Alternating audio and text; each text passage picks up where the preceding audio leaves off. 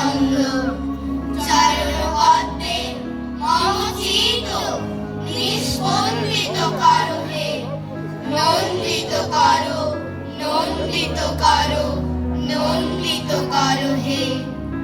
অন্তর মম বিকশিত করো, অন্তরতর হে। এখন কবিতা কুটিরের শুরু করছি। কবিতা কোলাজ, তুমি অমরতা। রবি ঠাকুর কেমন ঠাকুর, মাটির নাকি কাঠের?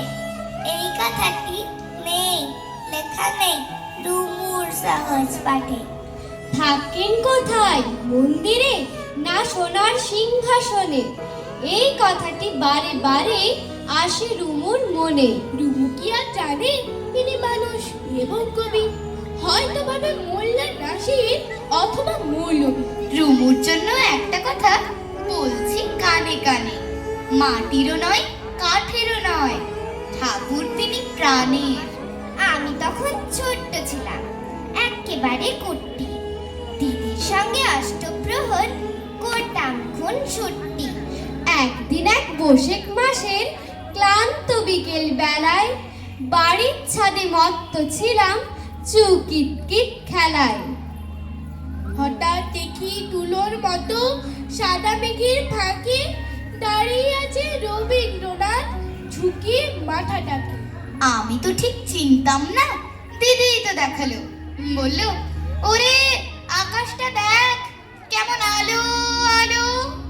মুহূর্তে কেউ মনের ভেতর চালল দীপালোক, কি লাবণ্যে পূর্ণ সে প্রাণ, ধানিয়ে গেল চোখ। দিদির সঙ্গে মেঘ সাগরে ভাসিয়ে দিলাম ভেলা, নাম লিখলাম কাল মৃগয়া এবং মায়ার খেলা। বাবার আছে বইয়ের পাহাড়, মায়ের শুধু গান, দিদির আছে নাচের নাটক, আবৃত্তিতেও টান। সন্ধে রাত্রি সকাল দুপুর সবার তুমি রবীন ঠাকুর।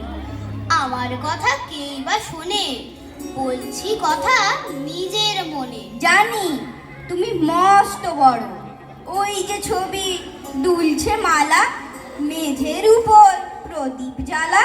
জন্মদিনে তোমায় বলি, ওই যে আমার বইয়ের থলি, ওরই মধ্যে সহজ পাঠ, পড়েছি তার 4টি ছড়া। স্কুলেতে দেয় যেমন পড়া, ছড়ার মধ্যে সেই যে লেখা, হারিয়ে পাওয়া আলোটি রে না যায় ডালে ফিরে ফিরে ঝুমকো ফুলের লতা।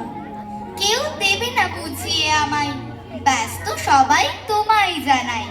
কাঁচের বাধা সরিয়ে ফেলো, আমার দিকে চোখটি মেলো, রবীন ঠাকুর স্বপ্নে তুমি এসো।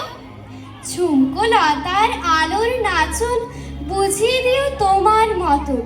রবীন ঠাকুর আমায় তুমি একটু ভালোবেসো।